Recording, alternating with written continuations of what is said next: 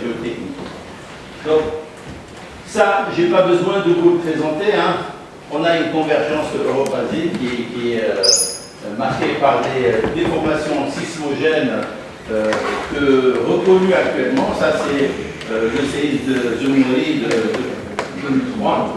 Et on s'est intéressé à cette marge parce qu'il y a eu un travail, la première mission qui a été faite sur la marge, c'était une mission de 1981 de l'UNESCO.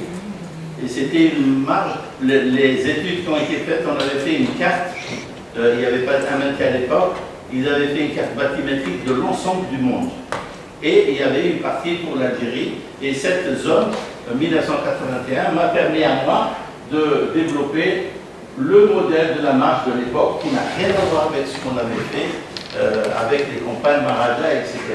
Donc ça, ce chapitre 6 de ma thèse a suscité quand même un intérêt de quelqu'un qui est du domaine marin, M.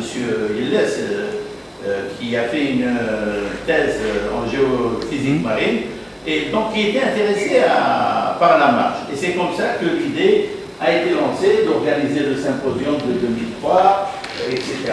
Et donc, grâce à quelques travaux juste tout simples, on a identifié des zones faillées offshore sur juste la base de l'interprétation de l'époque. Ça, c'est avant le séisme de 2003.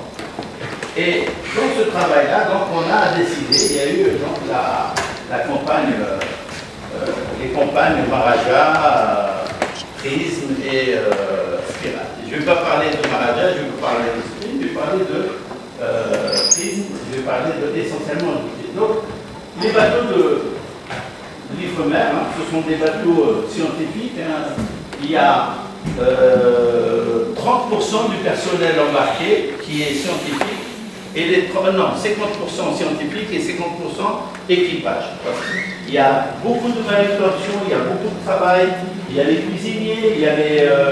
nous, on ne touche pas aux équipements, il nous est interdit. C'est uniquement les manutentionnaires spécifiquement désignés. Donc, dans ces bateaux-là, il y a tout un monde qui travaille hein, H24. Il faut savoir que la rentabilité, le coût d'une mission par jour, c'est à peu près 45 000 € jour d'un bateau scientifique. Quand vous êtes pour un mois, vous voyez un peu le budget. Quand on a fait le plein du bateau ici, 600 000 € de plein, de mazout. Donc, c'est dire un peu le coût de ces opérations.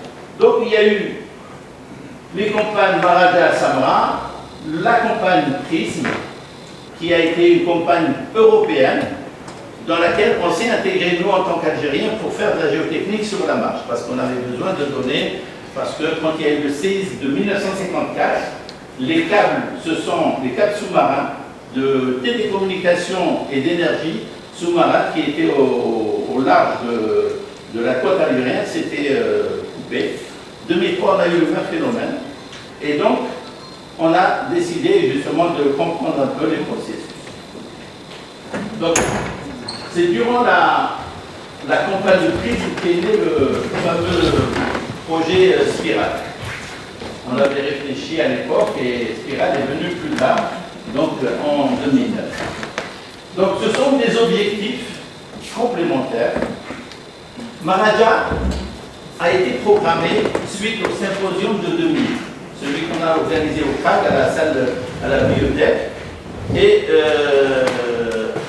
la première mission est programmée pour août 2002. Elle a été annulée pour des raisons qu'on ignore en 2001. On a dit c'est pas possible. Et quand le séisme de 2003 est arrivé, le projet Maraja a brûlé et on a pu le mettre en œuvre parce que tout était mis en place. Donc Maraja s'est lancé. Normalement, c'était juste la partie centrale Alger. Alger comme centre de décision, Alger comme centre d'intérêt stratégique. Finalement, Maraja concernait toute la côte algérienne, sauf l'ouest, des îles Habibas, jusqu'à la frontière marocaine. Ça n'a pas été. Donc, sur cette campagne-là, on va parler de la campagne Prisme. Alors, c'est des investigations essentiellement géotechniques. Donc, pour faire ce type de travail, on a besoin d'imagerie. C'est-à-dire que même s'il y avait Maharaja, il y avait les données de Maharaja, les données de bâti, il nous fallait aussi avoir des données de géophysique sur place, parce que de temps en temps, on fait des compléments géophysiques. Donc, pour les bateaux, il existe deux types de bateaux. Il y a les navires côtiers et les navires hauturiers, ceux qui font la haute mer. On a utilisé pour toutes ces missions que des navires hauturiers. Et c'est dommage. C'est dommage parce qu'on aurait pu utiliser les navires côtiers pour faire la bathymétrie fine du trait de côte jusqu'au talon. Et ça, c'est un manque. Si vous voyez tous les travaux de Maharaja, vous allez trouver un vide entre le trait de côte et le talon. Et ça, il faut que les scientifiques du TRAG, les gens qui sont intéressés par la marge, qui commencent à réfléchir comment récupérer cette information et l'intégrer dans les données complètes de la bâtie. Donc ces bateaux, vous avez énormément de données, d'équipements. On a ce qu'on appelle la sismique, le sondeur de sédiments, le CHIRP. On a les données pour obtenir justement l'information sur les données pélagiques, les travaux de sédimentologie. Donc on fait des carottages, on va voir un peu tous les détails que l'on peut faire sur les bateaux. Ça, c'est des petits bateaux, Et les grands bateaux, on a quand même déjà, sous le bateau, on a déjà des équipements géophysiques qui sont systématiquement le sondeur, le CHIRP, le magnéto, tous ces équipements existent dans le bateau. On n'a pas besoin de les embarquer. Ils font partie intégrante du bateau. Donc, tous ces équipements existent. Il y a le sondeur multivaisseau, le sondeur bâti, le pénétrateur de sédiments, donc c'est le CHIRP, le courantomètre, parce qu'on mesure les salinités, on mesure pas mal de paramètres de l'eau avant de faire une mission d'exploration. Sur l'Atalante, on avait des outils géotechniques in situ et on avait aussi un laboratoire géotechnique embarqué. Les essais in situ, on a des carottiers. Alors, ce n'est pas les carottages qu'on connaît dans le domaine terrestre. C'est les carottiers de sédiments. C'est-à-dire que on ne fait pas de trous.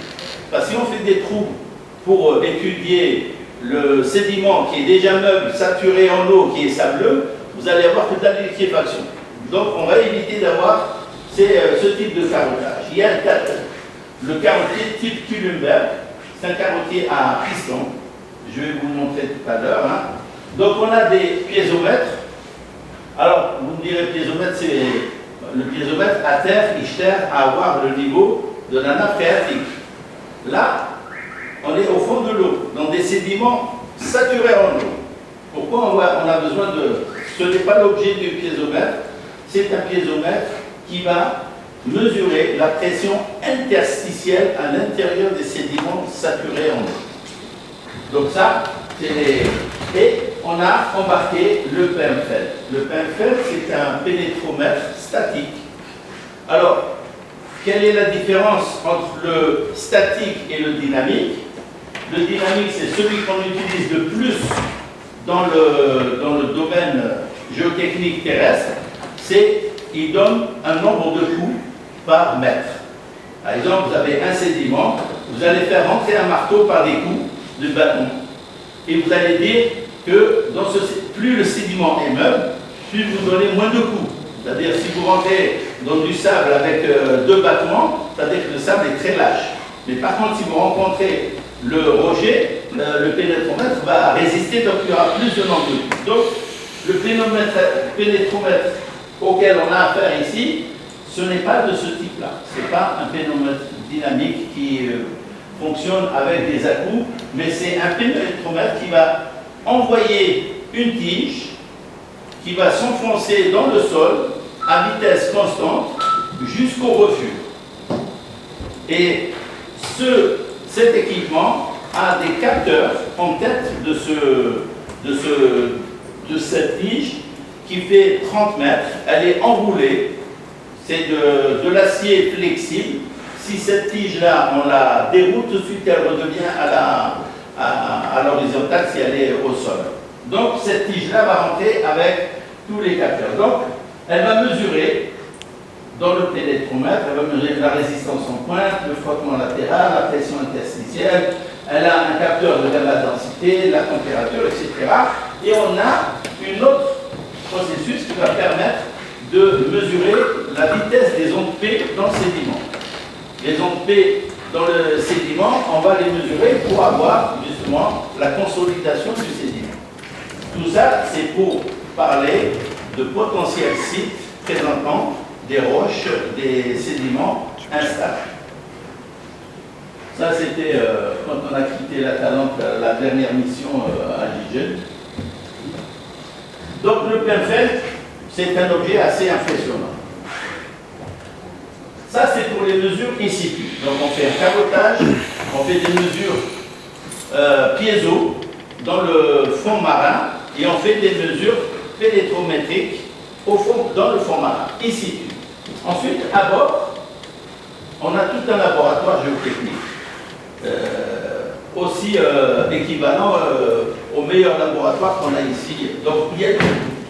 Et donc, on va prendre les carottes qu'on va récupérer par le carottier, et ces carottes-là vont subir un processus de traitement.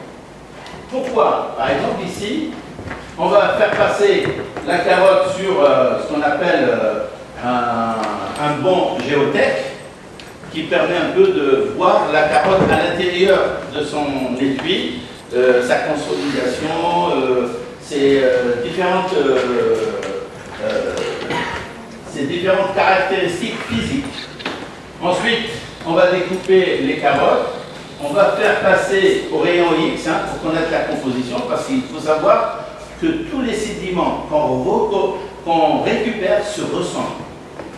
C'est-à-dire que si on devait faire une description visuelle, il est très difficile de faire la différence d'une carotte récupérée à tel endroit par rapport à une autre carotte récupérée dans un autre endroit, parce que les sédiments sont saturés, ils sont saturés de la même matière, ils sont colorés de la même manière, et c'est très difficile si on ne fait pas les caractéristiques physiques de chaque carotte. Et c'est comme ça qu'on arrive à les différencier. Et on a bien sûr les analyses sédimentaux, laboratoire d'analyse, on va faire les essais Folcon, les essais vitesse des ondes P, 600 mètres, etc. Ça, c'est les... Alors, pour parler du premier test in situ, c'est le Kulenberg. C'est quoi le carottier Kulenberg? C'est un carottier à piston. C'est-à-dire qu'on va le faire descendre. Ici, en fonction du site qu'on a choisi, parce que l'imagerie, entre-temps, nous a permis d'avoir un fond qui nous dit qu'il y a des sédiments, le chip nous dit qu'il y a à peu près 10 à 15 mètres de sédiments non consolidés, et donc on va dimensionner la longueur de notre carotte. Donc cette carotte, c'est un tube en acier, ici, dans lequel il y a un tube PVC, comme celui qu'on utilise mais il est spécifiquement fait pour ce type de travail. Donc dans ce tube PVC, qu'est-ce qui va se passer? La tête du carottier, la voici, c'est un lest qui fait 2 tonnes. On va suspendre avec le câble. Alors, sur ces équipements, on peut travailler jusqu'à 6000 mètres de profondeur. Ils sont conçus pour faire des acquisitions à 6000 mètres de profondeur. En Méditerranée, on était en moyenne à 1500-2000. Et donc, on va prendre ce carottier. Ici, voici la tête du carottier, elle est ici. Tout le tube il est déjà immergé dans l'eau. Le lest, et on va le faire descendre par le câble, doucement, jusqu'à arriver à la surface du fond marin. Et à ce moment-là, on a une procédure, nous on est dans le poste de commandement, on a une procédure de lancer la pénétration du carotier. Donc lui, il va toucher le fond de la base, il va rentrer et la base va remplir ce PVC. Au bout de ce PVC, il y a un clapet qui va se refermer. Dès qu'on termine l'essai, dès qu'on soulève le câble, le clapet se referme et la carotte ne sort plus. Donc ça, c'est le premier essai qu'on va faire. Donc c'est l'essai c'est la récupération des sédiments. Donc voilà, ici la nacelle pivotante, donc elle peut pivoter. Ici, on a la console où on pose et toutes ces opérations, nous les scientifiques, on n'a pas le droit de toucher. C'est très dangereux. C'est une affaire de marins. C'est eux qui procèdent à tous ces travaux et c'est eux qui connaissent leurs équipements. Donc, la chemise en acier et le tube PVC. Donc ça, c'est le bras avec lequel on va diriger le câble. Ça, c'est le câble. Le câble, il fait 6 mm de longueur. C'est-à-dire qu'on peut aller jusqu'à 6 mm de profondeur. Et après, le laisse qui est là et le tube est en bas.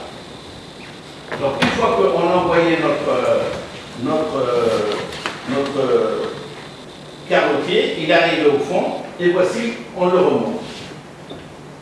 Voilà, il a récupéré des sédiments.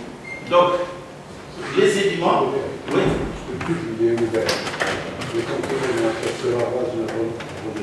Non, il y a un clapet anti-retour. Je dis qu'il y a au bout, ici, là, c'est ce qu'on appelle la pelure d'oignon. On appelle ça le clapet anti-retour, on appelle ça la pelure d'oignon. C'est une espèce de cage qui se referme et qui empêche le sédiment de sortir. Donc, ici, nous avons un carotier qui est remonté et on va récupérer les sédiments qu'il y a. Sauf que ces sédiments sont saturés en eau, ils sont fragiles. Il va falloir essayer de ne pas liquéfier le sédiment. Et donc, qu'est-ce qu'on va faire? Le tube, le voici, on le récupère, on le bouche avec des bouchons et on va découper notre carotte en mètres. Les découper à la main, jamais avec à la main et doucement, de façon à ne pas créer des vibrations pour ne pas liquéfier les sédiments. Et donc, voici la carotte. On a deux profondeurs, chaque morceau correspond à une profondeur, elle a un nom, donc on va stocker ces carottes. Et donc on va, sur chaque carotte, en fonction de la hauteur, on va faire des essais de laboratoire. Alors, le premier essai, c'est quoi? Oui, j'avais oublié. Sur le gros carotier, qui fait jusqu'à 13 mètres de profondeur, souvent, à bord, on embarque avec nous des biologistes, des gens de l'environnement qui s'occupent un peu du premier mètre de l'interface au fond de la mer, parce que c'est très important pour eux, pour le problème pélagique, pour le problème de pollution, pour d'autres raisons biologiques. Et donc les biologistes, eux, nous demandent, dans le même site, à faire un autre prélèvement, de la même manière, mais sur 1 mètre uniquement. C'est-à-dire que quand la carotte que je récupère la première fois, quand elle fait l'impact avec les sédiments, souvent le premier mètre est perdu, parce qu'il correspond au mètre du choc. C'est là où il y a eu le choc sur le reste est bon, mais les premières sont perturbées. Et donc, on va envoyer, pour récupérer ce premier mètre, on va envoyer ce qu'on appelle le carotier d'interface. Lui qui est plus petit, il est transparent, contrairement au premier. Il est transparent et lui, on le fait descendre de la même manière doucement et il va récupérer doucement le premier mètre. Et le premier mètre est récupéré pour compléter notre carotte initiale Kulenberg et pour les biologistes. Donc, c'est la même manière. Hein. Voici le carotier. Vous voyez, il est transparent. On le récupère et vous voyez ces sédiments. Si on prend toutes les carottes, ils se ressemblent tous. Si on ne fait pas des essais avec des équipements rayons X, etc., on ne saura jamais quelle est la composition. C'est grâce au bon géotech et au XRF qu'on arrive à différencier les différents sols. Donc une fois qu'on a eu ces carottes, donc on va commencer le travail du laboratoire. Donc vous avez ici le laboratoire embarqué, hein, ça c'est ce qu'on avait sur la carotte.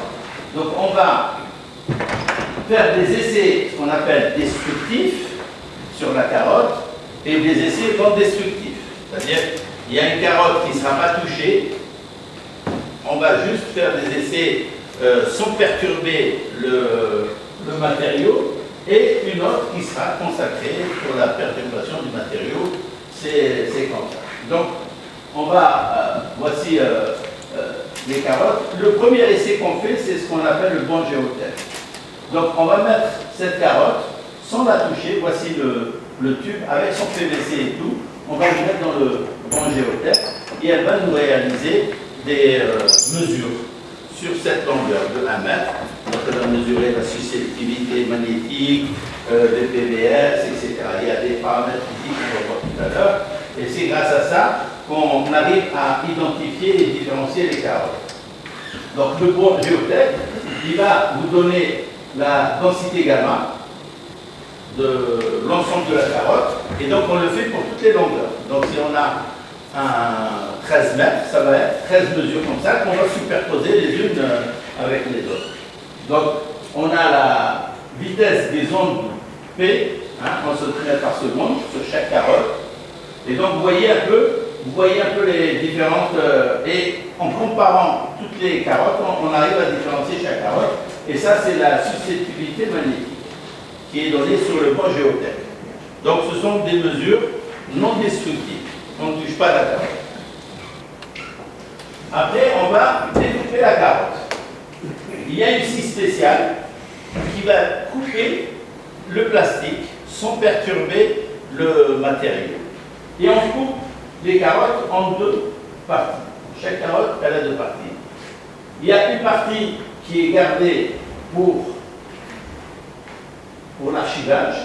Aujourd'hui, vous allez à l'Ifremer, on va trouver la moitié qui est archivée dans la lutothèque. C'est des archives de sédiments récupérés dans des conditions et ils sont bien sauvegardés avec leur taux d'humidité. C'est-à-dire qu'on peut reprendre des mesures sur la même carotte parce qu'elle est sauvegardée ailleurs. Et après, une fois qu'on a cette moitié de carotte, on va prendre, donc, ça c'est la lithothèque. Avant de l'envoyer à la lithothèque, on va faire un scanner.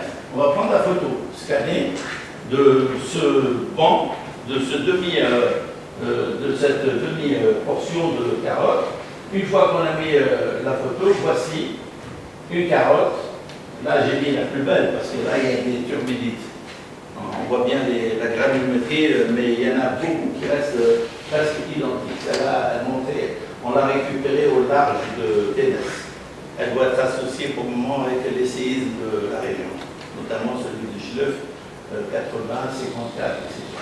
Et donc, on récupère ces carottes, elles sont sauvegardées en tant que... On essaie d'autres essais destructifs sur carottes. Donc, on va par exemple chercher la limite plasticité, limite liquidité.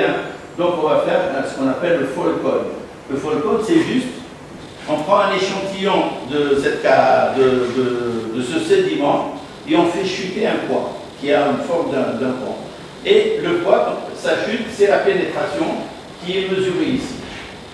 Plus le sédiment est dense, plus la pénétration dans le sédiment est moindre.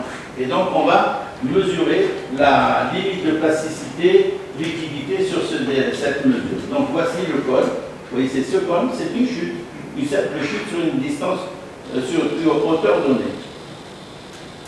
Ensuite, on fait la teneur en eau. Ça, c'est plus simple. On prend l'échantillon, on le pèse humide, et ensuite, on le fait passer à l'étude. Une fois sec, on va voir la teneur en eau. Et on le fait sur l'ensemble des échantillons qu'on a récupérés. Ensuite, il y a le sisomètre. Le sisomètre, c'est le cisaillement. C'est-à-dire qu'on va faire entrer une espèce de croisillon dans le sédiment et on va faire tourner le croisillon jusqu'à rupture du sédiment. On va faire... et donc, voici le croisillon, c'est celui-là. Donc, on va retrouver le sisomètre dans tous les laboratoires du monde. Hein. On le fait sur les sédiments, meubles, etc. Donc, voici notre demi-carotte. Donc, on fait à chaque profondeur, on fait des essais de sisomètre et on a la jauge qui nous mesure les valeurs du sisomètre. Voici, la rotation a commencé jusqu'à la rupture et ça s'arrête ici. La rupture du sisomètre, ça veut dire que là, et là, on a des informations sur la sensibilité, la résistance non drainée au cisaillement, etc. Ça, ce sont des paramètres que les géotechniciens, les géologues de laboratoire connaissent parfaitement, et c'est comme ça qu'on identifie et classe les sédiments. Alors, on fait aussi un autre essai, toujours sur cette carotte, demi-carotte, c'est ce qu'on appelle la vitesse des ondes PIS. C'est un essai, en réalité, je ne sais pas si vous connaissez les essais Crossol. Un essai Crossol, on creuse, on fait un sondage à distance de 7 mètres de notre sondage, on met un émetteur de cisaillement dans un et un récepteur de l'autre. Et on voit la propagation de l'onde de S. La vitesse de l'onde P et S, on les voit. Et donc c'est la même chose ici. Sauf qu'au lieu d'avoir deux sondages, on va faire entrer deux capteurs, un émetteur et un récepteur de distance de 7 cm. Et il va mesurer la vitesse de propagation des ondes dans le sédiment. Et plus le sédiment est consolidé, plus la vitesse est élevée, et plus le sédiment est meuble, plus la vitesse est faible. Donc ça nous permet d'avoir des vitesses de consolidation des sédiments. Donc voilà à peu près le cédérimètre. Hein. Donc on a, ça c'est la vitesse et ça c'est la profondeur. Donc on le fait sur l'ensemble de la profondeur de la carotte. Donc chaque fois on fait une mesure et vous voyez que ici la vitesse augmente avec la profondeur, ce qui est normal. Plus vous êtes en profondeur, plus vous avez un tassement des sédiments. Donc ils deviennent plus consolidés. Donc ça c'est mesuré sur. Et ça c'est le banc XRF, hein, c'est le rêve de tous les spécialistes, notamment ceux qui font de la géochimie, etc. C'est un banc qui va permettre d'identifier sur la carotte l'ensemble des matériaux composant cette carotte. C'est-à-dire le calcium, les métaux rares, tout ce qui compose va être identifié ici par cette courbe. Et chaque courbe du EXF, elle est différente du carotte à une autre.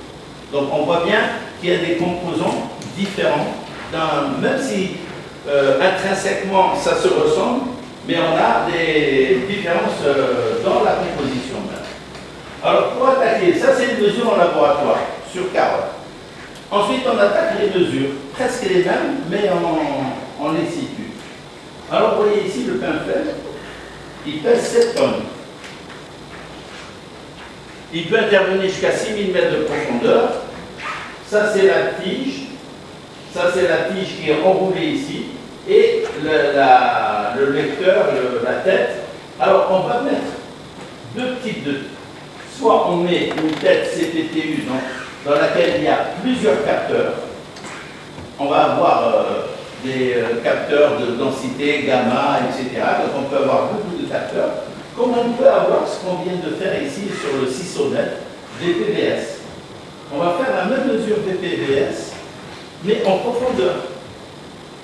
Mais sur la hauteur de pénétration de la tige. C'est-à-dire la tige va pénétrer dans le sol jusqu'au refus. Et pendant qu'elle pénètre, elle prend toutes les mesures. VPVS, elle la prend en continu. Sur une courbe, elle est stockée. Donc, soit on met ça, soit on met ça. Si on est obligé de faire les deux, on est obligé de remonter le pin-fel jusqu'à la surface, changer la tête et refaire l'opération. Il faut dire que quand on fait ces essais, c'est très compliqué. Pourquoi? Parce qu'on a un bateau qui est soumis aux aléas du vent. Il va falloir centrer le bateau autour de votre objet qui est en bas. que le câble ne cisaille pas.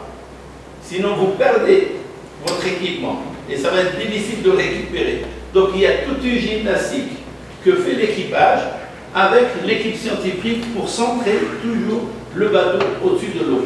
Donc, il y a des techniques et le commandant est vraiment, ils sont dans un état de nervosité absolue quand on est en mesure. Parce que le câble est tendu, l'atmosphère est tendue, tout le monde est tendu. Et donc on essaie de garder la mesure et ne pas perdre l'équipement. Donc cet équipement-là, il est exceptionnel. On a eu la chance de le mettre en œuvre ici en Algérie, dans le cadre de Prism. Hein. Donc on prend soit une pointe multicapteur, soit les ondes PES.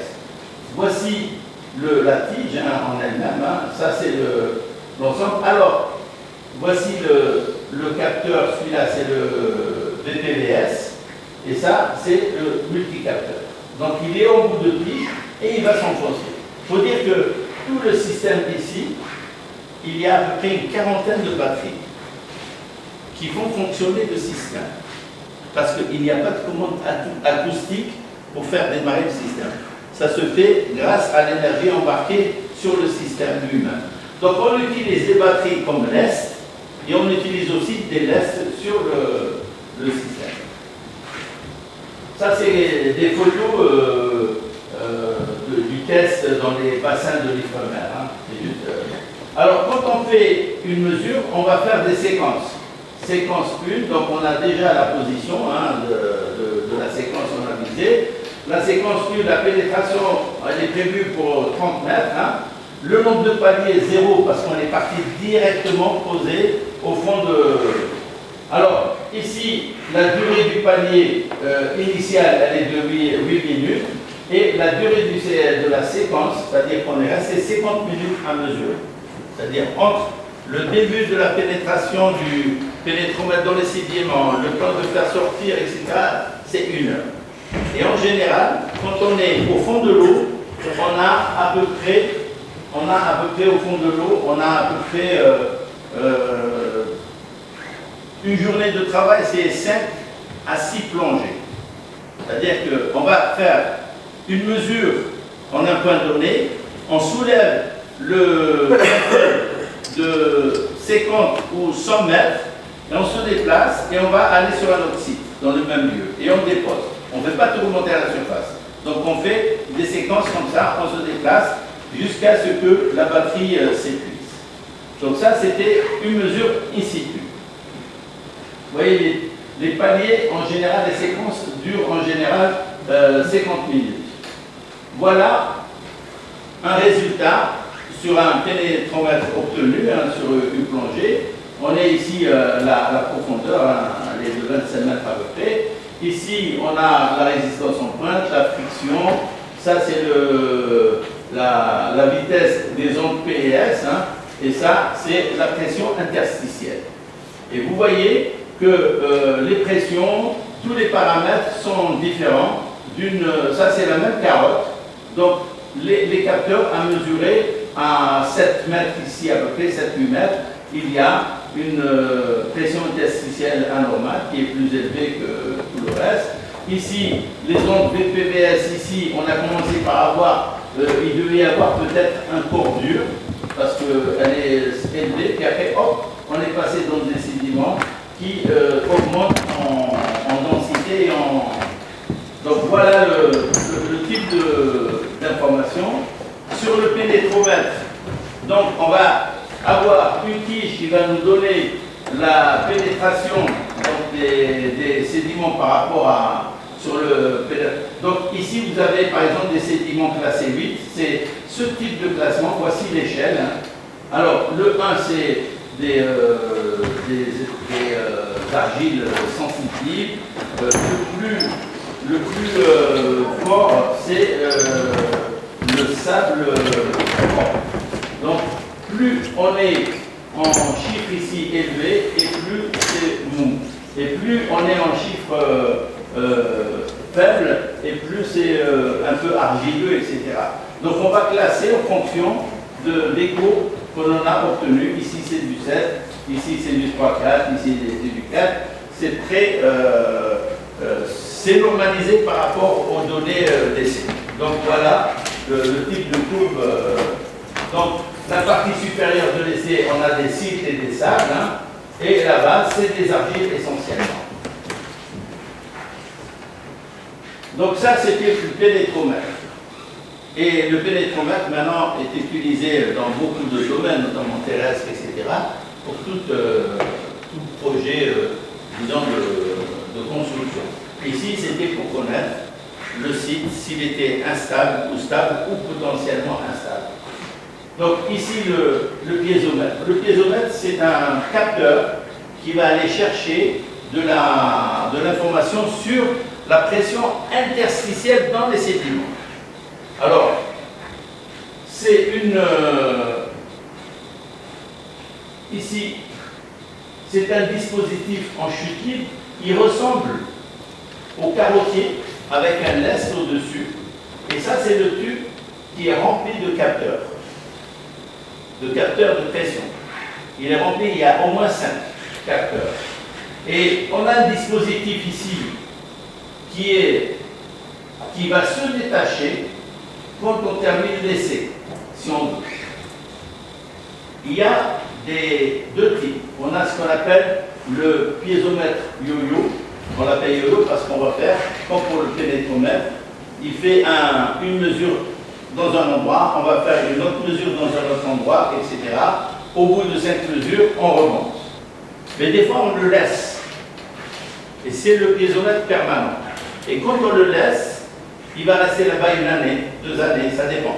Actuellement, sur le Zemouri, quand on a fait la mission prise, il y a un piézomètre de ce type qui est au large de Zemouri, qui ne demande qu'à être récupéré. Pour l'instant, il est là-bas.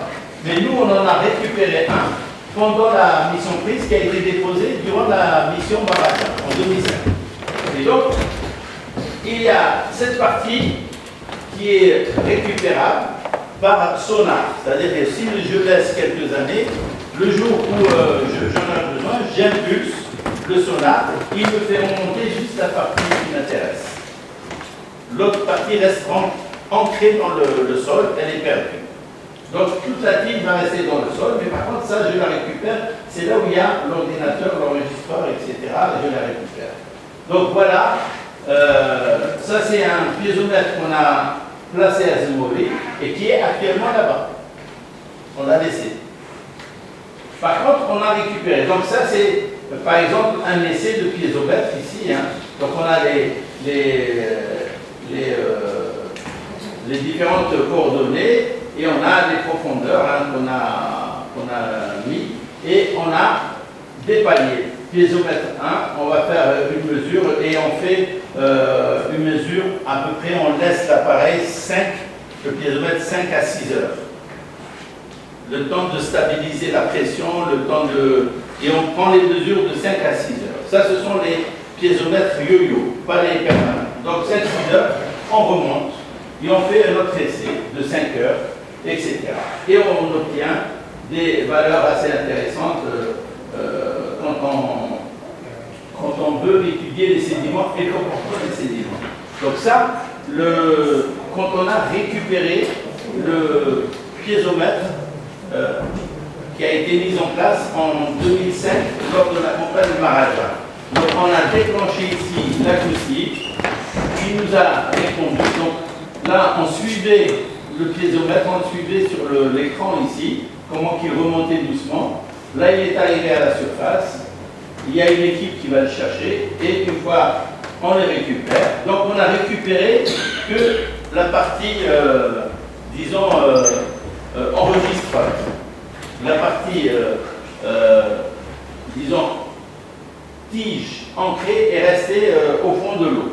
Donc on récupère cette partie-là et on le met à bord. Voici la partie récupérée et on va enlever l'unité centrale qu'on va retrouver ici et c'est ici qu'on va récupérer les données. Donc pourquoi le permanent?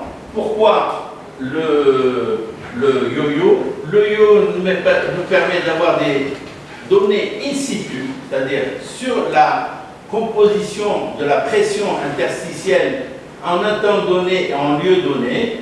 Le yo-yo, c'est le pérenne, c'est poursuivre les mouvements de liquéfaction induite ou non par un séisme ou voir l'impact des séismes sur ces argiles. Et donc, quand on a récupéré les deux piézomètres, celui qui était loin de l'épicentre, c'était celui-là. Donc il y a eu 5 mois de mesure, hein, tout ça c'est des mesures. Mais par contre, celui-là était proche d'un épicentre de deux séismes qui ont eu lieu le 4-12-2005 et le 8-12-2005. Et donc qui ont perturbé la courbe. Donc il y a un impact direct de ces argiles par rapport au séisme. Et c'est ça qui va déclencher, ce sont ces séismes qui vont déclencher le départ de ces matériaux pour que les conditions soient réunies. Pente, conditions intrinsèques du matériau, etc. Donc ça a été obtenu. Alors, sur la contrainte prise, donc on a fait beaucoup de mesures. Hein. Vous voyez un peu, ça c'est le processus de déclenchement des turbidites, hein, induites par des séismes ou non. Hein. Donc les turbidites, donc vous avez des séquences, hein, vous avez autant d'arrivées qu'à chaque fois il y a des départs et d'apports sédimentaires qui se cumulent dans une région donnée. Il faut savoir que les turbidites ici peuvent être associés juste à disons, à des événements qui ont lieu sur Terre par des crues. On peut avoir des crues intenses suite à un phénomène atmosphérique à l'intérieur des terres exceptionnel. Les crues vont drainer des matériaux qui vont apporter des turbidites loin du talus. Et quand on va très loin du talus, on va retrouver souvent ce type de turbidites qui ne sont pas associés à un phénomène de crue, plutôt associés à des phénomènes exceptionnels, sismiques, etc. Et c'était l'objectif de cette mission. Et reconnaître aussi les paléoglissements. Et si on a un petit moment, si j'ai un petit film d'une quinzaine de minutes qui montre l'effet d'avalanche de ces turbidites, mais cette fois-ci sur la Terre. Parce que suite à la glaciation et au départ des glaciers, les sédiments qui étaient instables à l'époque glaciaire sont restés enfouis. Il y a eu un phénomène assez que je décrirai rapidement, mais si on a le temps, vous allez voir que c'est impressionnant. Et ça s'est passé dans une ville en Norvège. Donc, bien entendu, avant de faire nos études, il nous faut toujours une petite bathymétrie pour pouvoir cibler nos endroits, un peu de géophysique. Ça, c'est la géophysique embarquée, donc ça, c'est la source. Ici, on a la source des canons à air. Hein. Ici, il y a tout le paquet de la flûte multitrace. Les géophysiciens connaissent bien. Hein. Ça, c'est une flûte qu'on a utilisée pour ces missions. Elle fait 4,5 km. C'est-à-dire qu'entre le bateau et le bout de la flûte, il y a 4,5 km. Pour l'anecdote, quand on a dans le jargon des géophysiciens, le bout de la flûte, il y a un bateau qu'on appelle le chien de garde.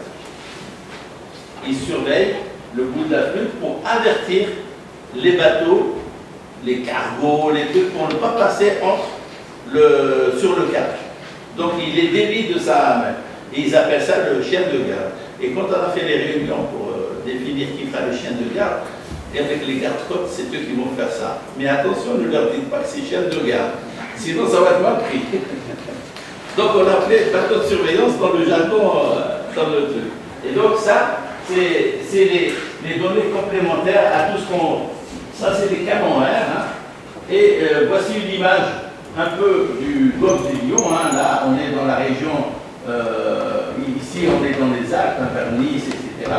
On va vers Marseille, le Massif central et les Pyrénées. Donc tout ça, c'est le golfe du Lion. Ça a été une des premières missions qu'on avait fait à l'époque avec l'entreprise. On a fait des essais ici, hein, sur cette zone-là, ce qu'ils appellent le Bourgat. Et ça, c'est du chien. C'est juste des profils sismiques. Et on a fait des mesures. On a fait des mesures détaillées ici, piézomètre, Penfeld, etc. avant d'arriver en Algérie, on était là, dans le golfe du Lion. Hein. On a fait 2 plongées périphériques, on a fait 2 plongées piézomètres. Hein. Et là, vous voyez, ça, on voit très bien que c'est une trace d'un paléoglissement. Là aussi, le chenal de Bourcat, on l'a analysé. Hein. Voici le fond de ce chenal. On a fait du périphérique, on a fait pas mal de choses. Et là, vous voyez, cette forme-là, c'est vraiment un glissant sous-marin qu'on a trouvé entre Ibiza et Alicante. Qu'on appelle le anastase. C'est un paléoglissement. Et c'est typique. Là, le fond, il est là, et ça, c'est typique des glissements sous-marins. Et on retrouve, je ne sais pas si vous connaissez le champ de gaz de Norvège, qui donne tout le gaz qui a fait la richesse de la Norvège. C'est ce glissement-là qui a piégé le gaz. Il a eu lieu il y a 2 ou 3 millions d'années et il a piégé le gaz. Et le gaz, ça a donné des réserves inimaginables de gaz. Donc, là, on a fait des plongées pimpelles, piézomètres, etc. Hein, c'était assez intéressant. Alors, ça c'est un petit film qui peut donner un petit clic de la souris juste sur le film. Vous allez voir comment évolue le processus. Vous voyez, il suffit. Ah, excusez-moi, on va recommencer à. Vous voyez, ici, il y a un départ de matériaux, la pente étant dans ce sens. Hein, et donc, vous voyez qu'il y a un départ de matériaux d'ici qui va se propager ici, mais il y a une évolution régressive vers la pente, vers l'amont. Une évolution régressive très rapide qui ne s'arrêtera que lorsque la pente, à ce niveau-là, sera stabilisée. Ici, la pente n'est pas encore stabilisée, et ça reprend. Et ça reprend. Et ça va vous donner la forme qu'on vient de voir, qu'on a retrouvée à Ibiza. Et Storegga, c'est le fameux gisement de Norvège, c'est celui-là. Il a été modélisé. Donc, sur le Anastase, on a exactement le même phénomène. A-t-il été induit, parce qu'on est pratiquement entre Ibiza et on est en zone sismique, a-t-il été induit par un séisme? Ça, on ne l'a pas, on ne sait pas. Donc voilà à peu près. Alors, si on a un petit moment, je vous montrerai ce qui s'est passé en Norvège, en 78. C'est inimaginable comme dégâts. Alors en Norvège, qu'est-ce qui s'est passé? C'était tous ces sols-là, c'était des sols d'argile sensible, type marine, mais vraiment très sensible. Et le fermier, il voulait agrandir sa ferme, il a décaissé ici pour construire sa grange. Il est venu déposer les sédiments qu'il y avait en surface, il les a déposés sur la berge. Et en déposant sur la berge du lac, ici, Rissa est là, il a déclenché un processus irréversible. Et on le verra si on a le temps. C'est assez intéressant. Donc voilà ce qu'on a fait sur Prism, hein, du côté de. Ça, c'était du côté de Wet Kramis, Schilef, Ténès. Hein. On avait fait des données d'acquisition de pimpher, piezo. On a fait un peu de chir. Ici, la région de Gummeldes, c'est là où il y avait les 2 piézos qu'on a récupérés hein, sur map. On a fait du chir pour identifier justement la zone, parce que ça, c'est des profils amplifiés, hein, vertical. C'est pour voir un peu la zone d'instabilité qui pourrait être engendrée par le séisme. Et là, on a fait des piézos et on a fait du téléphone. Ce travail a fait l'objet d'une publication par Sultan et il englobe une partie de l'Algérie et tout le golfe du Lion, etc. Là aussi, c'est vers l'ouest, Wet Kramis, donc on a identifié des zones où on a fait des essais. Voici la comparaison entre, disons, les études qui ont été faites, c'était un des premiers résultats. Vous voyez les carottes qu'on a récupérées. c'est des turbidites pures, hein, typiquement associées probablement au séisme de Schleuf, de 54 et 80. Donc ça, ce sont les mesures qu'on a faites, ça c'est la description de la carotte, et les mesures qu'on avait faites. Ici, c'est la carotte, granulo, densité, VPVS, contrainte de cisaillement. C'est comme ça qu'on a pu comparer tous les matériaux récupérés du sol. Voilà la zone de Kramis, les zones d'instabilité. On voit bien qu'il y a des turbidites, il y a des arrivées avec des matériaux de densité différentes qui viennent s'imbriquer les uns sur les autres, prouvant qu'il y a eu souvent des turbidites associés plus à des séismes qu'à des apports de fluviaux. Parce que les deux fleuves qui arrivent là-bas n'ont pas la capacité de drainer autant de matériaux dans cette zone. Donc ça peut être que la déstabilisation du timing. Ça c'est un profil chir toujours sur la région. C'est pour vous dire qu'on a ciblé, grâce à ça, on a donc fait les forages, on a fait les... Donc c'est juste pour vous montrer le processus d'acquisition de toutes ces données, et on a essayé de comprendre ce qui s'est passé en termes d'instabilité gravitaire associée au séisme. Donc, suite à cela, il fallait faire aussi un autre travail, et c'est l'objet de... c'est la modélisation analogique. Et ça, j'espère qu'il y aura une dynamique dans le futur des scientifiques du CRAG et d'ailleurs pour essayer de travailler avec la modélisation analogique. Ça devient un outil indispensable. Il est multidisciplinaire, il y a beaucoup de gens qui interviennent. Là, moi j'avais essayé de faire à la fois de la modélisation analogique et de la modélisation numérique, sauf qu'on n'a pas trouvé ni le temps ni le budget pour travailler sur la numérique. Par contre, avec le laboratoire de Montpellier, on a pu faire ce travail qui était un travail très intéressant parce que ça nous permet de reconstituer la déformation de la marge. On s'est choisi, parce qu'il faut à un certain moment, il faut se donner une limite. Est-ce qu'on va choisir du précambrien jusqu'à l'actuel ou juste la déformation récente? Donc on s'est arrêté au messinien. On s'est dit on va commencer de la mer messinienne jusqu'à l'actuelle. Donc on a reconstitué la configuration. Ça, vous connaissez bien ces images. Hein, donc c'est le départ de notre étude. Donc on a fait des transects à partir de la plaine abyssale jusqu'à ici. On s'est intéressé ici.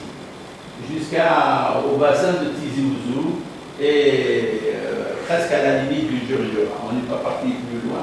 Donc, on a voulu expérimenter le comportement morphotectonique depuis le Messinien, hein, et examiner les scénarios d'évolution de cette dynamique. En sachant que sur le modèle, on a une évolution qui est presque continue.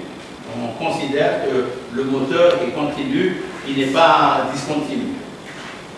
Et donc on a fait un modèle analogue, hein, avec bien sûr des états limites par rapport aux matériaux, et on a essayé de générer des processus géodynamiques qui engendrent la morphologie actuelle, dans laquelle on a introduit l'érosion, on a introduit le transport et la sédimentation. Donc, pendant qu'on faisait notre modèle, on avait de l'érosion aussi. On avait un spécialiste technique érosion qui travaillait avec nous pour pouvoir un peu modéliser l'ensemble. Ça, c'est la zone d'étude. Hein. Donc, voici la configuration obtenue suite aux travaux qui ont été faits d'interprétation géologique. Donc, notre profil passait par là. Donc, voilà le modèle tectonique tel qu'il est connu. Il fallait le valider par une première approche de modélisation. C'est ce qu'on a essayé de valider. Et on a choisi deux transects. On avait soit le transect, prendre Blida, traverser aller du bassin de pratiquement partir du banc de Kherbin jusqu'à la place. Ça, je souhaite le faire plus tard. S'il y a des volontaires, s'il y a des projets qui se lancent, ce serait bien de le faire. Parce que nous avons une énigme ici, hein, c'est la Métija. Ils nous ont beaucoup de données, et donc ça, ce serait bien à faire. Le deuxième procès, c'est celui-là qu'on a choisi parce qu'on avait quand même le séisme de Zemmouri. On avait le séisme, la morphologie, et donc on a pris pratiquement tout le profil qui va de la première pente jusqu'à Georgia. Donc, quand on a fait notre profil, on a utilisé la carte géologique qui existait. C'est la carte géologique de Raymond, qui est une carte assez récente, c'était l'une des plus récentes. Elle date des années 80, hein. Elle a été mise à jour vers les années 80. Et donc, on a pris la géologie de ce transect. Qu'est-ce qu'on a fait? On a juste déplié cette carte en termes, parce que l'état de la carte, c'est la déformation actuelle. Donc, on l'a déplié jusqu'au Miocène. Et on a essayé de reconfigurer le paysage du Messinien. C'est-à-dire pour démarrer notre processus dynamique. Et donc ça, c'est une phase où il y a eu énormément de discussions. Quel était le paysage? Parce qu'on a pris des profils topo, vous voyez, on a pris des profils topo, le profil AB, le voici, et le profil CD, ce sont les deux qu'on a essayés. Et donc tous ces profils topo, donc on les a dépliés pour avoir un profil topo le plus proche de la fin du Messinien. Et donc, on a reconstitué notre modèle. Ça, c'est pour rappeler un peu le contexte géodynamique hein, par rapport à l'Eurasie, l'Afrique, hein, la collision. Et en rentre, nous, on est dans cette configuration du modèle. Alors, avant de commencer la grande modélisation qui est coûteuse et chronophage, on a commencé à jouer comme des enfants avec des bancs de sable. Donc on a créé deux morphologies. Ça, c'est facile à faire. On prend une journée pour faire un modèle. L'autre, on prend pratiquement 3 semaines pour faire un modèle. Alors ici, il n'y a pas d'érosion, il n'y a pas de pluie. Donc la première morphologie qui nous est apparue, c'était des failles normales vers la mer, ici, avec une butée qu'on a retrouvée dans un endroit. Et le deuxième profil, c'est uniquement des failles normales dans le pondage qui était vers le nord.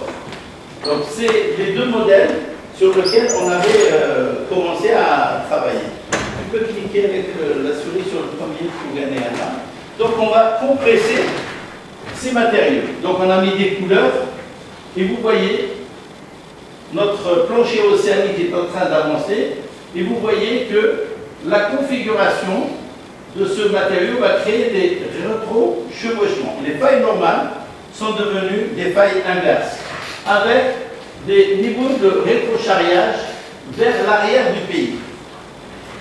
Et en faisant ce premier modèle, on a vu que l'épaississement allait crescendo vers la marche. Dans le deuxième modèle, tu cliques dessus. Vous voyez, on a un soulèvement global de la côte, de tout l'ensemble, hein, et il n'y a pas une migration, l'épaississement se fait en soulèvement, c'est-à-dire qu'on va gagner beaucoup plus de relief grâce au modèle initial qu'on a initié ici. Et vous voyez qu'on est passé d'un état, et vous voyez que l'épaississement se fait en hauteur. Il n'est plus, comme ici, vers la marge. Et c'est ce modèle-là qu'on a retenu pour faire notre... Et ça nous a fait comprendre. Ce que vous voyez ici, ce que l'on voit ici, ça c'est Schleuf. La mer est là. Ça c'est Schleuf. C'est un rétro, des failles inverses, pendage vers le nord. Ça c'est Zemmouri, pendage vers le sud. Donc on est vraiment dans un contexte géodynamique bien modélisé et on a pu relativement approcher le système qui a été à l'origine de Zemmouri. On a abandonné celui-là, donc on s'est basé sur celui-là pour construire notre modèle avec érosion, avec 3D. Et ça, c'est l'avenir, hein, ces modélisations. C'est vraiment un bel avenir. On est carrément proche quand on maîtrise les matériaux, on est proche de presque la réalité. Ça s'est fait avec des matériaux à granulométrie identique. On utilise des micro-billes de PVC, des micro-billes de PVC, de silice. Donc les matériaux sont presque identiques. Ça, c'est le premier modèle. Donc voilà le modèle type 1 avec des failles normales. Hein. Donc on a un épaississement assez conséquent. Et vous voyez, l'état final et l'état initial, on reconstitue des reliefs. C'est ce qui se passe dans toute l'Atlas tellien. Tout ça, c'est la conséquence du soulèvement de cette dynamique. Par contre, le modèle B, vous voyez, toute la déformation se propage en mer. Ça, on ne l'a pas vu. Nous, on a plutôt un talus assez abrupt. On n'a pas de plateau continental, directement. Et donc, le modèle A a été validé, et c'est comme ça qu'on a commencé à travailler avec le modèle 3D, analogique. Et là, c'est la grosse batterie. Il faut savoir que ce matériel a été acquis dans le cadre du projet d'un accord. Donc, on a la table de modélisation ici. On a des sprinklers ici pour simuler l'érosion. Donc, on fait marcher, disons, aléatoirement de la pluie, juste pour faire un peu apporter de l'érosion sur le modèle. Et on a utilisé différents matériaux. Donc, la granulométrie et la composante se rapprochent de la réalité. Et donc, on a utilisé des micro-billes ici, des poudres de silice, poudre de PVC, poudre de graphite, etc. Donc, on a utilisé différentes. Voici la granulométrie, 40 à 70 microns. Ici, c'est la granulométrie, la densité, la densité apparente et le pourcentage intégré dans le modèle. Et donc, ce modèle-là, les matériaux, on va les disposer dans notre table. Ça, c'est le plan de coulissage qui va nous permettre de simuler le mouvement tectonique. Donc, il y a des caméras en haut, ici, qu'on voit ici. Il y a un laser interférométrique pour pouvoir évaluer le 3D sur le modèle. Et on a ici, on a deux caméras latérales. On a deux caméras latérales et l'opération, chaque opération qu'on a faite a duré à peu près 12 heures. On commence à 8 heures du matin, on termine à 20 heures, on continue. Donc, il faut qu'il y ait des équipes et des fois, on commence à 8 heures du soir et on termine à 8 heures du matin. Donc, on fait plusieurs fois les essais. Ça, les exemples de morphologie, expérimentale. Hein. Alors, sur le continent, voici ce qui se passe sur le continent. Et ça, voici ce qui se passe sous la mer. Dans notre modèle. Ça, c'est juste des images de notre modèle. Et donc, on a attaqué notre modélisation. Alors, ça, c'est le départ. Donc, on a configuré un peu les matériaux qu'on va déposer par rapport à la morphologie du Miocène, fin messinien.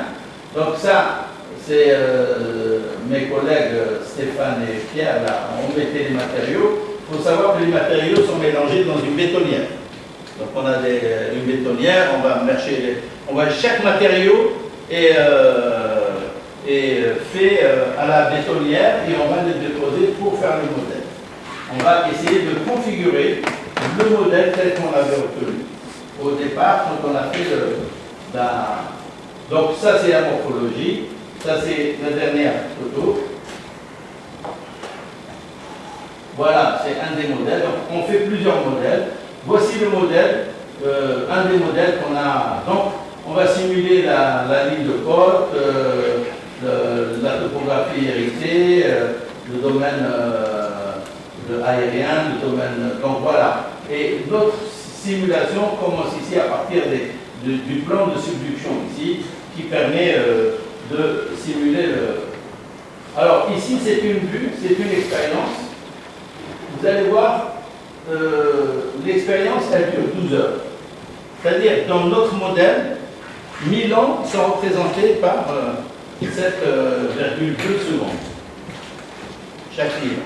On considère que le mouvement est continu, donc 1000 ans c'est 7,2 secondes, donc on a 12 heures. On a 6 millions d'années, on a 12 heures. Et donc, tu peux cliquer sur le...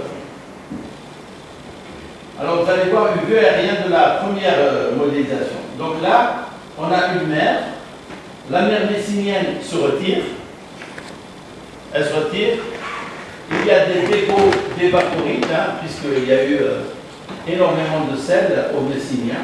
Donc là, il n'y a pas de dynamique, c'est juste une dynamique de morphologie. On entame l'érosion. Vous voyez que dans l'érosion, il y a déjà création de chenaux, d'érosion, etc. Et dans cette érosion, commencent à se former les premiers chenaux. Ensuite, la tectonique, une fois les dépôts au fond, vous voyez, érosion avec dépôts au fond du talus.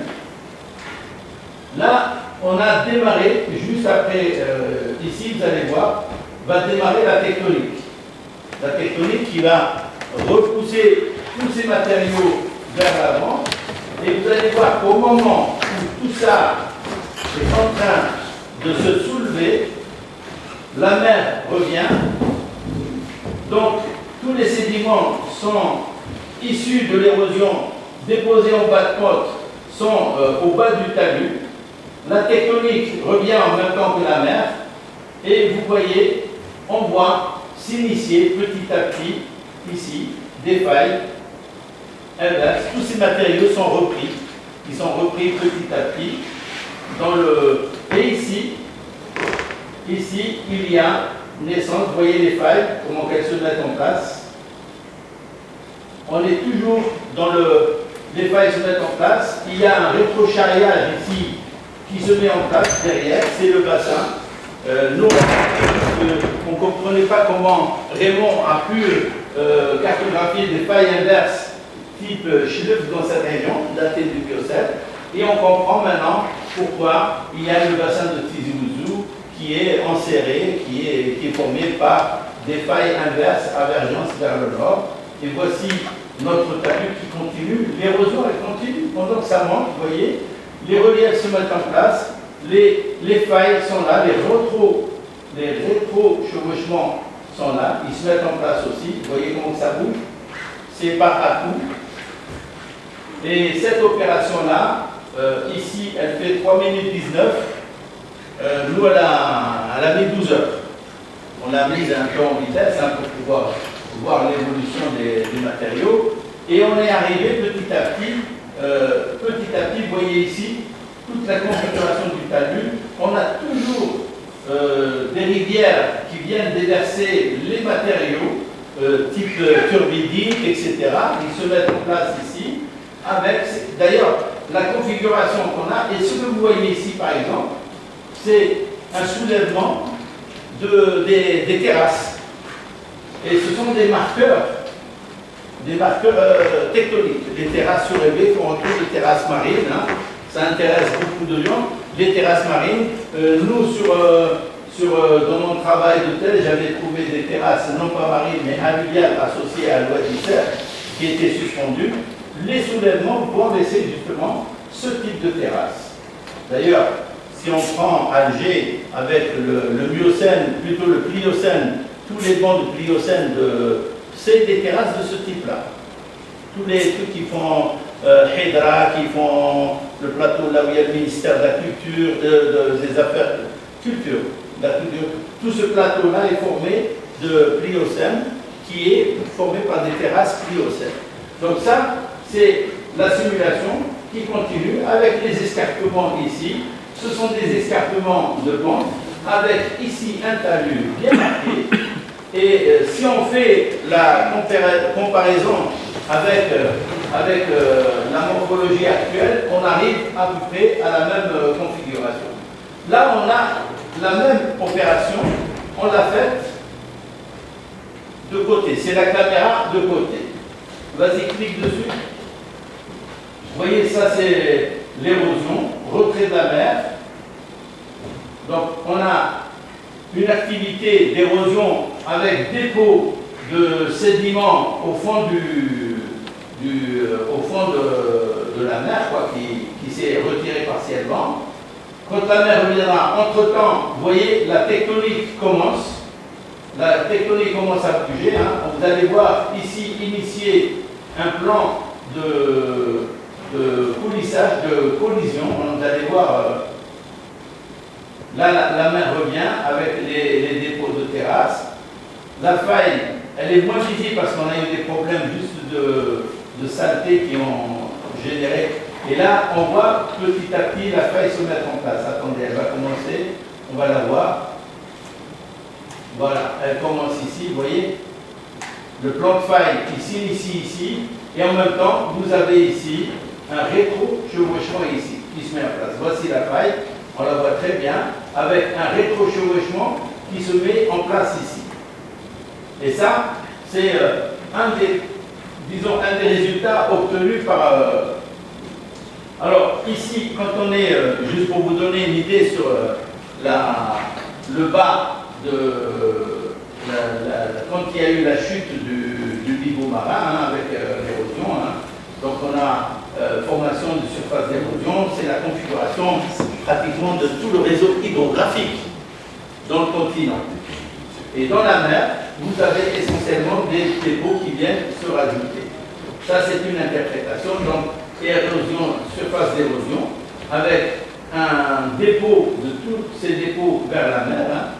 Ensuite, ici, on a le système d'érosion va induire des dépôts sous-marins assez conséquents au bas de la marge. Voici, vous avez ici des dépôts. Tout ça, c'est des dépôts de surface qui se retrouvent enfouis sous l'eau. Et ici, vous avez la configuration la faille qui est à l'origine de tout le mouvement, la faille à vergence sud, elle est là. Elle va induire tout ce plateau et cette collision entre les deux plaques. Et ici, vous avez les terrasses qu'on voyait tout à l'heure. Donc voilà la configuration qu'on avait obtenue par cette modélisation. Donc ça, le stade final, le voici.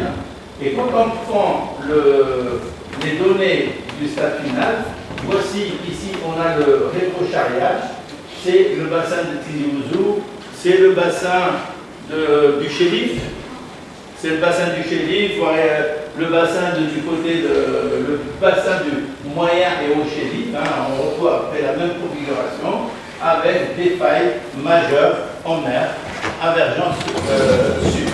Alors que tout le bassin ici est limité par des failles à pondage nord. Donc ça c'est l'un des résultats les plus liés. Quand on fait un petit zoom sur notre système, on voit très bien les failles. Ici, dans la région, c'est Raymond qui a décrit des failles inverses à pondage nord d'âge Miocène, Pliocène, assez récentes. Donc, quaternaire, non. On n'avait pas de quaternaire, on n'a pas pu... Là, ça aurait été bien de faire peut-être des tranchées pour essayer de chercher sur les terrains quaternaires si ça n'a pas été marqué par des événements enregistrés dans le sol. Donc voilà à peu près le résultat. Donc ici, on s'est basé, ici ce sont les observations qui ont été faites dans le Sahel, dans la région du Sahel. Si on compare la région du Sahel avec, on peut dire, formations de ce type-là qui sont validées par des travaux de Haddad et Tal. Et ici, les terrasses de l'Oued-Isser qui étaient soulevées, que j'avais enregistrées dans mon travail de thèse, qui montre un soulèvement de ces terrasses alluviales, cette fois-ci, parce qu'elles étaient associées à l'Oued-Isser et non pas à la mer. Donc ici, on a une zone majeure de chevauchement ici, Et ici, on a pratiquement tout le... Et là, ce sont les... Ça, c'est le modèle que j'ai vu là tout à l'heure en coupe. Celui qu'on avait vu en coupe, c'est cette faille majeure qui va s'enfoncer pour former justement les rétro-chevauchements. Quand on prend les deux modèles, on a le modèle réel et le modèle expérimental. Et les similitudes pour comprendre la dynamique. Ici, la dynamique, elle peut être expliquée par les évidences morphologiques, etc. Ici, on a vraiment des évidences sur les vitesses de compression, sur les vitesses de soulèvement, etc. Donc, on est dans le modèle expérimental qui a été validé par une publication qu'on avait faite avec Pierre, etc. Donc, quand on a compris le mécanisme de la dynamique 3D, on revient à la dynamique 2D. Et on va essayer de juste valider. Et là, on a reconstitué presque les résultats de la 3D. On est parti de la 2D qui nous a orienté vers la 3D. Et maintenant, je reviens sur la 2D pour essayer de valider. Et là, on a configuré, et tu peux appuyer sur celle du haut, là. Et là, on a fait en 2D pratiquement ce qu'on observe en réalité avec une faille à vergence ici à pendage vers le sud qui va prendre les matériaux déposés par notre modèle qu'on avait vu et cette faille va activer et elle va créer des retrocharriages ici, des retrochevauchements qu'on va voir s'initier ici. Voilà, la configuration de la topographie marque des failles inverses qui peuvent affecter la surface. Donc voilà le travail qu'on avait fait en modélisation. C'est un travail intéressant. Alors, dans les résultats, hein, la formation des chevauchements à pendage sud, hein, dans la marge, s'accompagne de rétro-chevauchement à pendage nord qui affecte le domaine continental. Et c'est comme ça qu'on explique Schleff Nord, le bassin de Tizi Ouzou. Et je pense qu'on a beaucoup d'autres exemples en Algérie où on pourrait vraiment comprendre ces failles. Les formations CP6, la marge entraîne un soulèvement de la zone côtière. Donc, comme on est dans une configuration de départ qui était simple, l'épaississement se fait à la faveur de soulèvements généraux. Soulèvements qui ont formé tous les reliefs qu'on connaît le long de la côte algérienne, avec bien sûr des reprochements. Donc, la réponse pectorale de la croûte peut avoir atténué le soulèvement du littoral, ça c'est un des constats. Et la ligne de côte migre vers le nord. Donc, la ligne de côte, elle migre vers le nord systématiquement parce que tout le soulèvement fait que la ligne de côte migre vers le nord. Ça, ce sont à terre, des observations à terre et en mer. Donc, la crise messinienne, elle a dû effacer toutes les traces de morphologie de la déformation parce que tout est parti dans... Les failles inverses majeures responsables de morphologie actuelle de la masse sont probablement en grande partie masquées par les dépôts de pente. Et c'est vrai, quand on regarde les images Maharaja, etc., les dépôts de pente cachent tout. Ils cachent tout. C'est l'une des raisons qui a fait qu'on a lancé le projet Spirale, pour voir un peu le contexte de collision entre l'Eurasie et l'Afrique. Et là, on a des linéaments très clairement exprimés dans la morphologie sur Maharaja 1, sur les autres campagnes, et justement, c'est l'érosion qui a tout caché par rapport aux informations qu'on aurait pu avoir sur la map. Alors, seules les déformations affectant la bordure du bassin abyssal sont observables. Donc on les voit ici, hein, quand on voit l'image de la région. Hein. Quand on voit tout ce qui est en bas de pente est très bien et très masqué. Par contre, on observe ici les escarpements. C'est là où il y a eu le Zemmouré, le séisme de Zemmouré. Donc voilà ce que je voulais vous montrer en termes de travaux qui ont été faits en termes de modélisation, de travaux géotechniques pour le truc. Et je vous remercie Et si vous voulez, on a un petit moment. Si je peux passer le fil pour montrer un peu les phénomènes de... Alors, je dois retourner sur le PowerPoint. On prend le PowerPoint.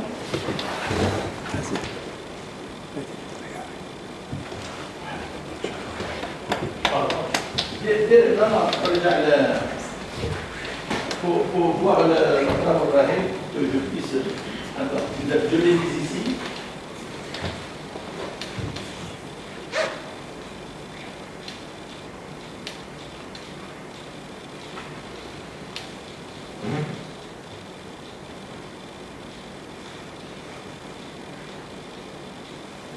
Se vuol dire, non vedete che slide con Sto andando, sto aspettando.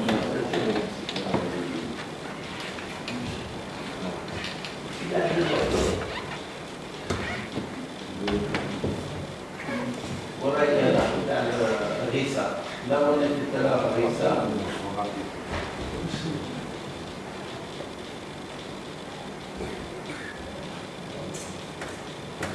Allez. Allez.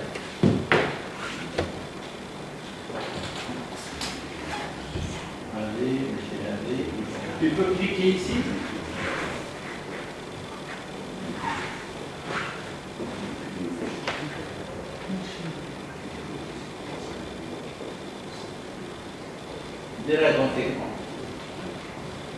Alors c'est ce qu'on appelle les argiles sensibles. Et vous allez voir des choses vraiment ça. Ce sont des sédiments marins. Il n'y a pas de son. Il y avait du son. Est-ce qu'on peut mettre le son?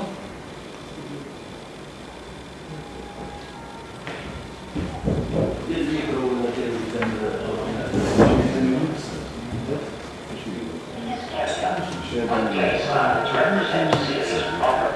involving potential loss of lives and properties.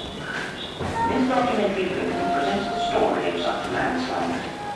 It contains unique pictures taken by two amateur photographers who were at sea. During the last glaciation, the northern hemisphere was more or less entirely covered by glaciers. In Scandinavia, the weight of an approximately 3,000 meters thick ice cap lowered the bedrock. During deglaciation, the sea transgressed in front of the retreating ice. Donc on a des effets de retrait de la mer, la glaciation s'est rejetée. Years ago, the coast of Norway was submitted to conditions similar to those in Spitsbergen and Greenland today. Donc il y a eu des débits de matériaux très fins, d'argile sensible. Suspended material into the fjords, where silt and clay were sedimented in the marine environment. Due to isostatic land uplift following the withdrawal of the glaciers, marine clay deposits rose above the water level. Such marine areas are shown in the light green color of the map. They can today be found up to surface elevations of 200 meters above present sea level. In Norway and Sweden, such areas constitute the best farming land and are among the most heavily populated areas. The bedrock surface is very undulated with uncropped hills and valleys filled to some extent with green sediments. Rain and surface water subject. Donc ça c'est la formation de tous les sédiments sous la mer en réalité. Et pendant la glaciation, tout s'est soulevé. At the same time, an upward flow of fresh groundwater from fissures in bedrock and through sand layers gradually reaches the salt out of the pore water of the marine sediments.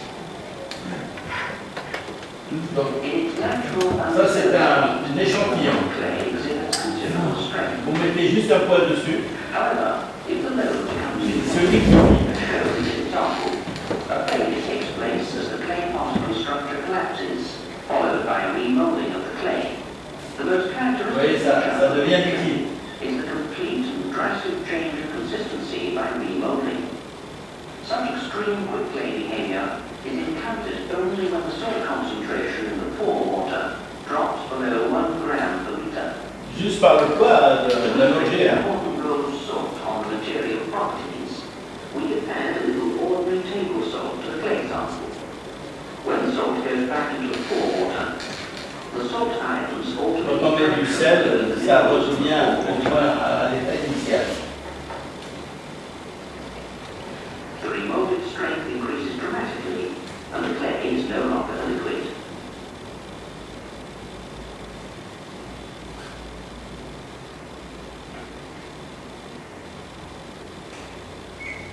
Donc voici ce qui s'est passé. The actual Rissa quick clay landslide. Rissa is situated close to the Trondheim fjord, northwest of the city of Trondheim. This photo was taken a few years before the slide. Ça, c'est des argiles sensibles. Right-hand corner, Donc elles étaient agricoles. green water of the Trondheim fjord. On the left-hand side, we see a part of the freshwater lake Botnen.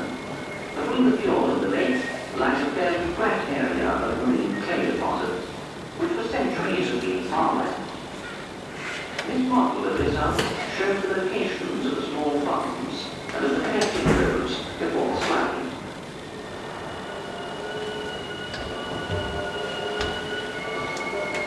Alors c'est cette ferme-là.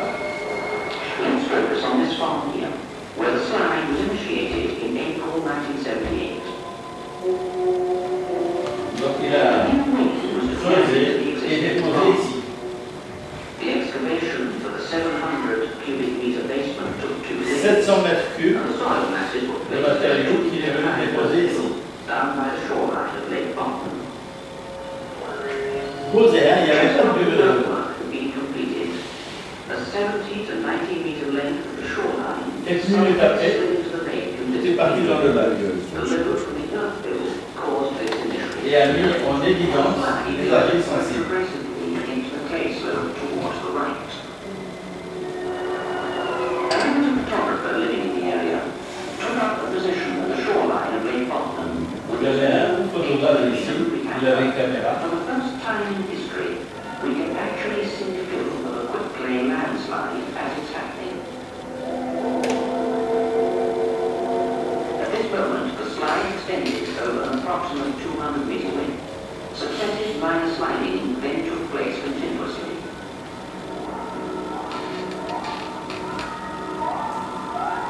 The remolded soil masses moved down into the lake, creating small waves.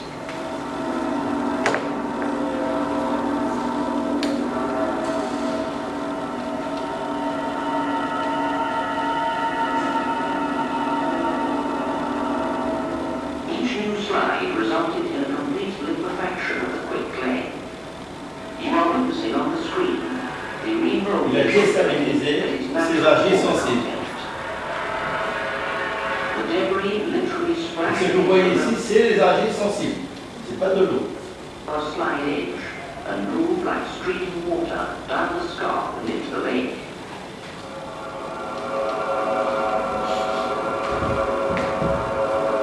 In the background, we can see the farm where the excavation was made.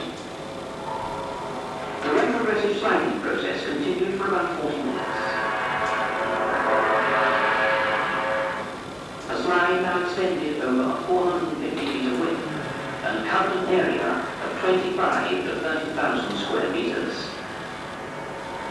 The slide area had now the shape of a long and narrow... Vous avez l'image de tout à l'heure, l'évolution régressive vers l'amont. C'est ce qui se passe ici. Le glissement va vers l'amont. towards the Le lake. glissement remonte. However, at this time, the real disaster started. Et ces masses qui partent. Almost instantaneously, a large flake-type slide started, and our Là, on était là. at the runway line. In his own words, a wave of earth came rolling behind me. An eyewitness recounts. Suddenly, an area of about 150 by 200 meters, including the old school building, sank down and moved monolithically towards the lake. The sliding mass didn't move through the existing slide scarp, but in the direction of the terrain slope. Most of the slide debris flowed into the lake, while some came to a stop in a compression zone close to the shoreline. A new large gateway had now been opened into the lake. The peasants living on this farm behind the Ça, c'est new les fermes. slide scarp escaped with private cars just before the farm slid out. The persons living on this second farm were warned by their escaping neighbors and managed to get away just before their houses Our amateur photographer again started his camera just in time to film a new large freight-type slide.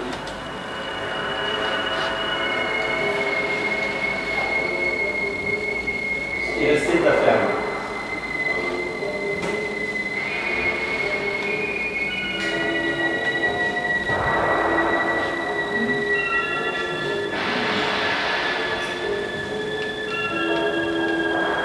Parce que toute la zone était couverte d'argile sensible. Ils ne savaient pas. Ils sont issus justement des glaciations. C'était sous-marin avant.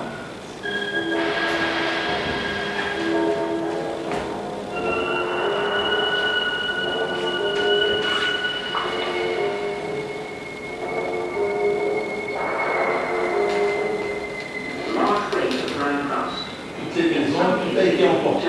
Buildings on top, floating on the remolded brick-faced stream. This house moved with a velocity of the order of 30 kilometers per hour.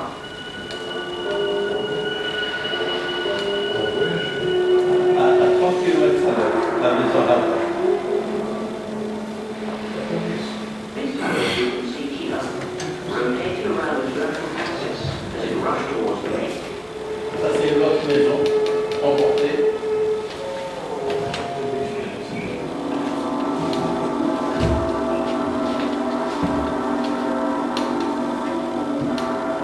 Il est parti en prison, le bonhomme est parti en prison. Il est parti de la maison, chez vous, dans la maison. Par contre, il y a eu, C'est mon sauvé, donc. de tout ça, il y a eu qu'une seule victime. Il y a eu qu'une seule victime. Vous allez voir, mais ça, là, The major Le photographe. le photographe, non, c'était. Il a. In a very short period of time, only some 5 minutes, the slide had propagated 1 kilometer along the mountainside. Pratiquement, le glissement est remonté à 1 km à l'amont. A second amateur photographer was heard about the landslide, but rushed his camera and found a safe position on the hillside, from which he started in a large portion.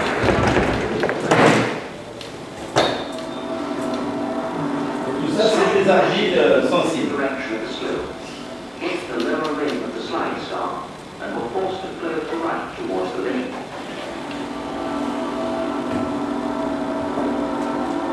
Just before the main flake slide started, about 40 persons were known to be within the affected area. At this moment, it was not clear how many had escaped. A rescue helicopter had arrived at the site.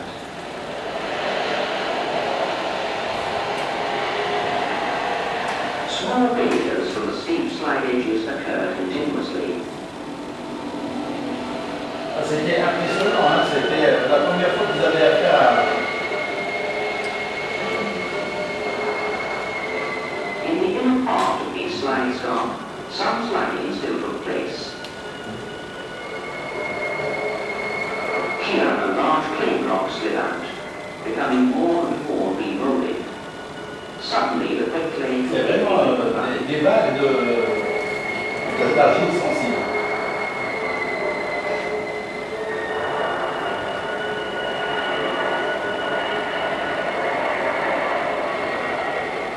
This helicopter panoramic view Tout was ça, by c'est la zone. Alors, c'était une zone agricole. about 4 hours after the initial slide occurred. The first slide was occurred in the direction of the terrain slopes from the hills in the back.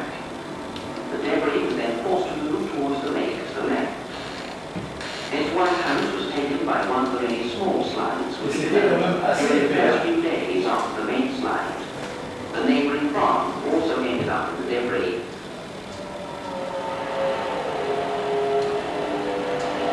Small brooks brought water into the slide area. The 2 main roads to the area were taken away by the main slide. From this farm, situated on the Bancroft, many people watched the dreadful sliding activity. We now see the farm where the initial slide took place. When the masses from the major freight-type slide rushed into the lake, Alors, 2 or 3 il y a large eu un boulders tsunami. Suite à cette. Il y a eu un tsunami dans le lac. were created. These waves propagated across the of 5 kilometers. At the other end, the waves flooded the small village of Naga, causing a great deal of damage. This amateur film, taken from a car window in Naga that same evening, shows damaged houses and cars and flooded basements. Ça, c'est l'ERA, c'est la petite ville qui a été touchée par la balle. The sawmill, lumber yard, located close to the shoreline, was destroyed. This view shows the same sawmill the following morning.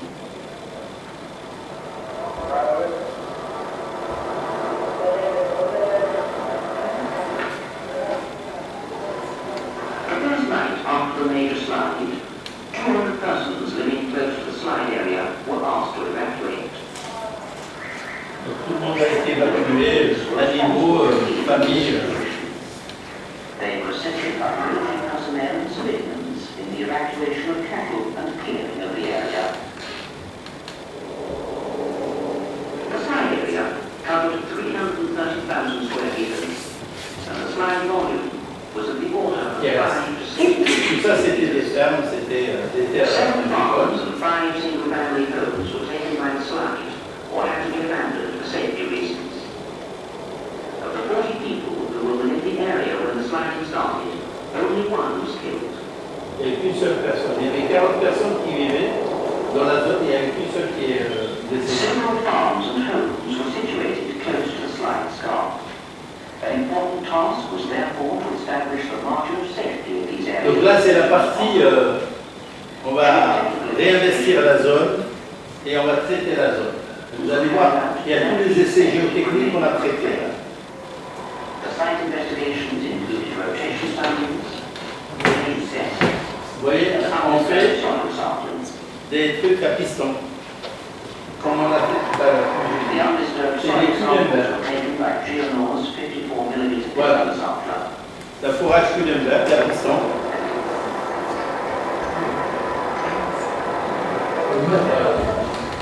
Voilà. Voici la base, elle est continue After là-dedans. classification, the sample tubes were registered and put into boxes for transport to the laboratory. Ça, c'est le laboratoire. All of the sample tubes to the NGI laboratory in Oslo, the clay was extruded and prepared for various geotechnical tests. Donc là, on coupe du beurre.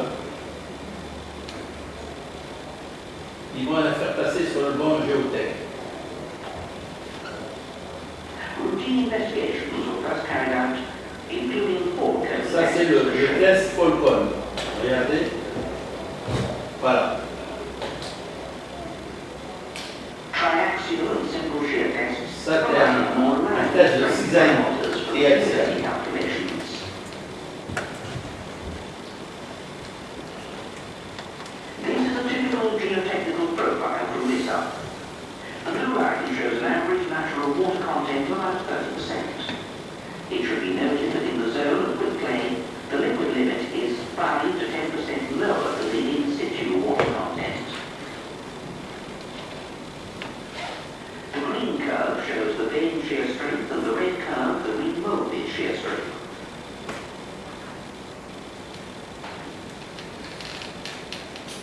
The results of geotechnical analysis show Après avoir fait toutes ces analyses, on va traiter la zone. The 15 to 20 meter high remaining terrace along the foot of the hillside contained quicklay and had to be taken down. For safety reasons, it was decided to do this by blasting. Holes 5 to 10 meters deep were drilled both from the top of the clay terrace and along the foot. Là, on va faire exploser ce qui est resté comme résidu. Donc on va creuser des trous, les mettre dans la dynamite et évacuer ce qui reste comme argile sensible dans la zone.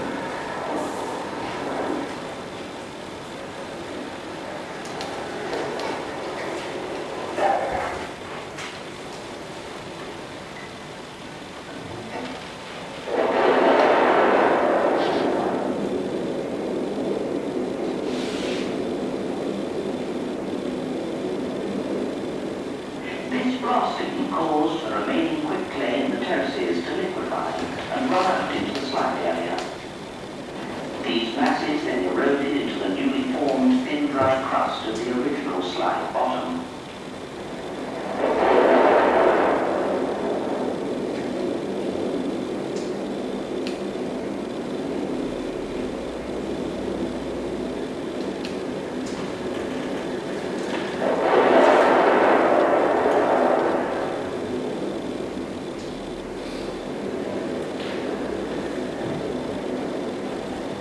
Tout le fion a été nettoyé de ces résidus pour permettre la réappropriation de cet espace.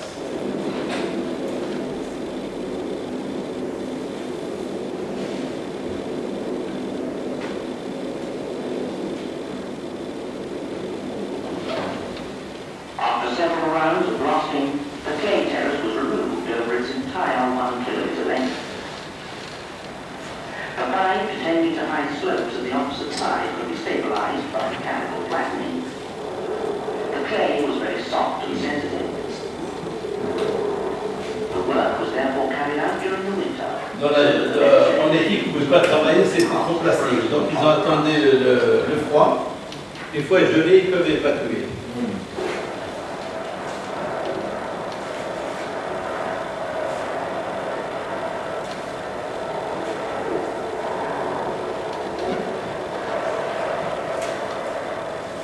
Within 10 months after the slide, the entire zone surrounding the slide had been stabilized. The following year, work started on a new road, substituting the one taken by the slide.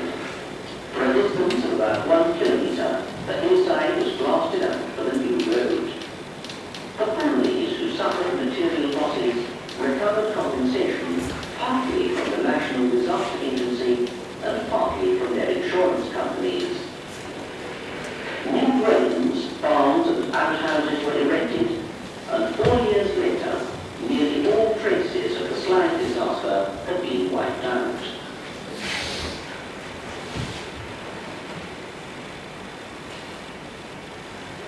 Once again, the slide area is being cultivated and crops harvested. The Bristol landslide gave the impulse to start a project of nationwide mapping of quick clay deposits.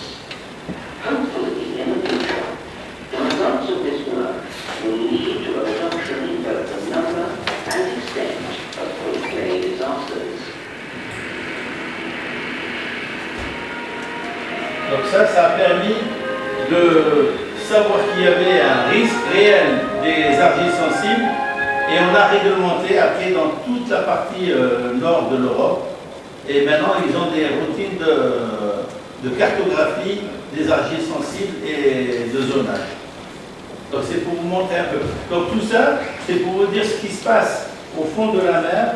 C'est exactement ce qu'on vient de voir ici. Ce sont des dépôts de très saturés en eau, très instables, pouvant causer des dégâts sur les infrastructures sous-marines qu'on a de plus en plus actuellement. On met de plus en plus d'infrastructures. Il y a maintenant des gazoducs, il y a des oléoducs, il y a des câbles de communication. Et donc, il y a tout un futur. Cet exposé s'adresse à peut-être de futurs spécialistes de ces domaines. Sachez que dans ces domaines-là, il y a beaucoup de choses à faire, que ce soit dans le domaine de la géophysique marine, que ce soit dans le domaine de la géotechnique marine, que ce soit dans le domaine de la modélisation. Il y a de plus en plus d'espace à occuper pour essayer de comprendre les phénomènes au plus juste de ce que l'on fait. Voilà, j'ai terminé pour aujourd'hui. J'espère vous avoir apporté quelque chose. C'est de la vulgarisation. On est loin des séismes, mais on est proche de la Terre. C'est ce qui est intéressant.